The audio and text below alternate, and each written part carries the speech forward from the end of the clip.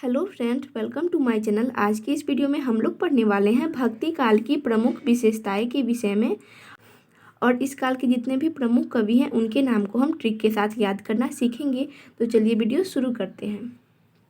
तो भक्ति काल की प्रमुख विशेषताओं में से एक है साकार तथा निराकार ईश्वर की उपासना।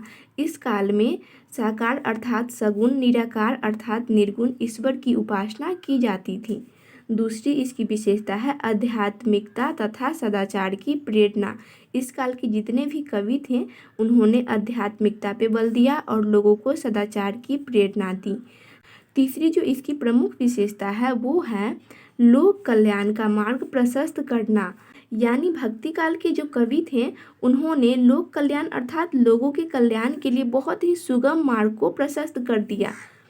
भक्ति काल की अगली यानी कि चौथी जो विशेषता है इसकी वो है रहस्यवादी कविता का प्रारंभ। इस काल से ही रहस्यवादी कविता का प्रारंभ माना जाता है। इस काल की जो पांचवी विशेषता है वो है समस्त काव्य शैलियों का प्रयोग करना। इस काल के कवियों ने लगभग सभी काव्य शैलियों का प्रयोग किया है। उसके बाद सबसे जो महत्वपूर्ण विशेषता है वो है गुरु का महत्व। इस काल के कवि में अगर हम सगुण भक्ति धारा की बात करें तो उन लोगों ने भी बहुत ही ज़्यादा गुरु का महत्व दिया है। और साथ ही साथ अगर हम निर्गुण काव्य धारा की बात करें, कबीरदास जी की काव्य धारा जो निर्गुण काव्य धारा है, तो उन्होंने भी बहुत ही ज़्यादा गुरु का महत्व दिया है। तो इस काल की ये सभी प्रमुख विशेषताओं में से एक है, इसे आपको याद रखना है। अब देखते हैं फ्रेंड इस काल के कौन कौन से प्रमुख कवि हैं। तो प्रमुख भक्ति काल के कवि और उनकी रचनाएं। तो पहले जो भक्ति काल के प्रमुख कवि हैं वो हैं कबीरदास। कबीरदास की प्रमुख रचना है साखी, सवत, रामायणी। दूसरे जो भक्ति काल के प्रमुख कवि हैं वो हैं तुलसीदास जी। इनकी प्रमुख रचना है रामचरितमानस और दोहावली। तीसरे जो भक्ति काल के कवि हैं वो हैं सूरदास। सूरदास की प्रमुख रचना है सूरसागर, सूरसारावली। चौथे जो भक्ति काल के प्रमुख कवि हैं वो हैं जायसी जी। इनका पूरा नाम है मलिक मोहम्मद जायसी। इनकी प्रमुख रचना है पद्मावत और आखिरी कलाम।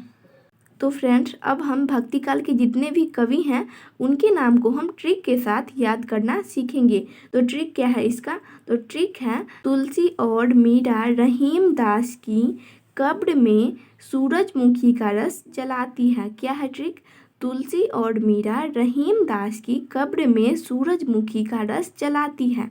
तो तुलसी से हो जाएगा तुलसीदास और मीरा से मीराबाई, रहीम से रहीम और दास से हो जाएगा कबीरदास और सूरजमुखी से सूरदास।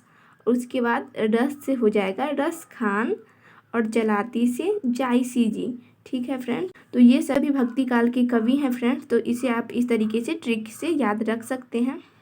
और फ्रेंड्स अगर आप भक्ति काल के जितने भी कवि हैं और उनकी रचनाएं हैं, चाहे वो कोई भी कवि हों या फिर कवित्री हों, उनकी रचनाओं को अगर आप याद करना चाहते हैं मात्र सेकंड में, तो डिस्क्रिप्शन में लिंक दिया है, वहां से आप जाकर देख सकते हैं।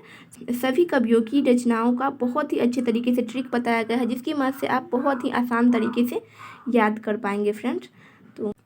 तो आज की इस वीडियो में इतना ही फ्रेंड। वीडियो इन्फॉर्मेटिव लगी हो तो वीडियो को लाइक करें, अपने फ्रेंड के साथ शेयर करें एंड चैनल पे पहली बार आए हैं तो चैनल को सब्सक्राइब कर ले। Thanks for watching this video.